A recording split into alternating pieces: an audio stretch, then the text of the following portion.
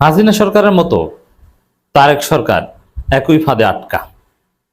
দর্শক, পুনরাবৃত্তি থেকে বাংলাদেশ বের হতে পারল না। কোন সেই ফাঁদ, কোন মহাশক্তি হাসিনা সরকারকেও পর্দার অন্তরাল থেকে প্রভাবিত করেছে, চালিত করেছে, এবং কোন মহাশক্তি তারেক সরকারকেও পর্দার অন্তরাল থেকে প্রভাবিত করছে এবং নিয়ন্ত্রণ করছে। দর্শক, একের পর এক প্রতিনিয়ত ঘটনা ঘটেই চলছে, এমনকি ইউনূস সরকারও। আমি দুইটি বিষয় নিয়ে কথা বলবো, একটা নতুন, একটা পুরনো। নতুনটা হচ্ছে শহীদ শরীফ ওসমান হাদির হত্যাকাণ্ডের বিচার, এবং আরেকটা হচ্ছে সাংবাদিক সাগর রুনি দম্পতির হত্যাকাণ্ডের বিচার। দর্শক, সাগর রুনি কিংবা শরীফ ওসমান হাদি কারো হত্যাকাণ্ডের বিচারে কোনো কুল কিনারা বের করা কোনো সরকারের পক্ষে সম্ভব নয়। কারণ একই এবং হত্যার সাথে জড়িত লোকও একই। দর্শক, কাছাকাছি সময় দুইটা খবর আমাদের সামনে আসলো যে সাগররুনি হত্যাকাণ্ডের তদন্তের চার্জশিটের ডেট সম্ভবত 125 বারের মতো আবার পেছালো। পৃথিবীতে এরকম ঘটনা আছে কিনা যে কোনো একটা হত্যাকাণ্ডের তদন্তের প্রতিবেদন দাখিলের তারিখ আবারও পেছালো, এরকম 150 বারের মতো হয়ে যায়? পৃথিবীতে এটা নজিরবিহীন।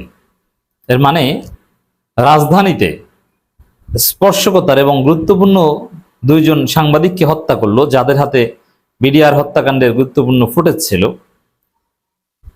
কয়েক যুগ পেরিয়ে গেল, অথচ সে হত্যাকাণ্ডের কোনো কুল কিনারা কেউ বের করতে পারলো না। এখন যেহেতু হাসিনা সরকার নিজেই এর সাথে জড়িত ছিল, হাসিনা সরকারের পারপাস সার্ভ করতেই সাগররুনিকে হত্যা করা হয়েছে, এই জন্যে ইটস ভেরি সিম্পল যে হাসিনা এই হত্যার রহস্য উদ্ঘাটন করবে না। যদিও এখানে জজ মিয়া নাটক বা কোনো একটা নাটক সাজাতে পারতো, বাট সেদিকে যায়নি, কোনো কুল কিনারাই বের করছে না। ঠিক আছে, কিন্তু ইউনূস সরকার তো অন্যরকমের সরকার ছিল। ইউনূস সরকার তো পারার কথা ছিল, কিন্তু না, ইউনূস সরকারও পারেনি। এরপরে তারেক সরকার এসেছে, তারা কিছু কাজ করছে, যেমন 111-এর কুশীলবদের ধরছে, গ্রেপ্তার করছে। 111-এর ভিলেইনদের জেলে ঢুকাচ্ছে। সাবেক ডিজিএফআইয়ের মহাপরিচালককে ধরতে পেরেছে। সাবেক ডিজিএফআইয়ের কোনো মহাপরিচালককে জেলে ঢুকানো ইটস ভেরি টাফ। এটা করেছে তারেক সরকার, করছে, রিমান্ডে আছে। কিন্তু তারপরও সাগররুনি হত্যাকাণ্ডের হত্যাকারীদের কুল কিনারা উদ্ঘাটন করা তারেক সরকারের পক্ষে সম্ভব নয়। কারণ নতুনভাবে আবার গতকালকের খবর তদন্ত প্রতিবেদনের ডেট পেয়েছিল। একবার শিশির মনিরা উদ্যোগ নিয়েছিল ইউনূস সরকার আসার পর যে না, এবার একটা কিছু হবে, এবং দেখা গেছে যে কিছুই হয় না। মানে কেউ পারে না। শিশির মনিরাও আদালতের দ্বারস্থ হয়ে এর কোনো কুল কিনারা, তদন্ত প্রতিবেদন কোনো কিছুই বের করতে পারেন না কারো মাধ্যমে। এক মহাশক্তি পর্দার অন্তরাল থেকে এমন খেলা খেলছে যে কারো কিছু করার থাকে না। তো দর্শক, একই কারণ এখন শরীফ ওসমান হাদির হত্যাকাণ্ডেরও সেম। যে প্রথম একটা ভুং ভাং তদন্ত প্রতিবেদন দিয়েছিল, এটাকে গ্রহণ করেনি ইউনূস সরকার আমলেই। তারপরে আবার তদন্ত প্রতিবেদন, এখন শুধু পিছায় আর পিছায়। মানে প্রথমে যেটা দিয়েছিল এটা ভুয়া, এটা তো স্পষ্ট হলো। তারপর এখন যে তদন্ত প্রতিবেদন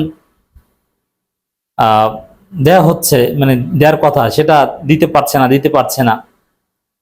আবার শুটাররা গ্রেপ্তার হয়েছে ভারতে, তাদের জিজ্ঞাসাবাদের জন্য কনসুলার অ্যাক্সেস পাচ্ছে না বিএনপি সরকার, পাবে না। এগুলোর কুল কিনারা কে হত্যা করেছে? শরীফ ওসমান হাদির শুটারদের তো ধরতে পেরেছে, এটা স্পষ্ট, ক্যামেরার যুগ। কিন্তু সাগররুনি হত্যাকাণ্ডের বিষয়টা তো আর ক্যামেরার রেকর্ড ছিল না। কিন্তু হত্যাকাণ্ডের মাস্টার মাইন্ড কারণ নির্দেশ দিয়েছিল, এগুলো কোনো কুল কিনারা কেউ কখনো বের করতে পারবে না। হ্যাঁ, বাংলাদেশের যদি কোনোদিন আরেকটা বিপ্লব হয়, 5 আগস্ট বিপ্লব হয়েছিল, কিন্তু সেই বিপ্লবের পূর্ণতা আমরা পাইনি, কারণ বিপ্লবী সরকার হয়নি, কথিত সাংবিধানিক সরকার হয়েছিল। যদি কোনোদিন আবার বিপ্লব হয়, এবং তখন যদি বিপ্লবী সরকার হয়, সেই বিপ্লবী সরকার যদি এটার কুল কিনারা উদ্ঘাটন করতে পারে, এবং উদ্ঘাটন করা সম্ভব, কিন্তু এমন একটা শক্তি আছে যারা সরকার পালালেও তারা পালায় না, তারা আছে এবং থাকবে বা থাকে। তারা পেছন থেকে সবার নাকে বড়শি লাগিয়ে ঘুরায়।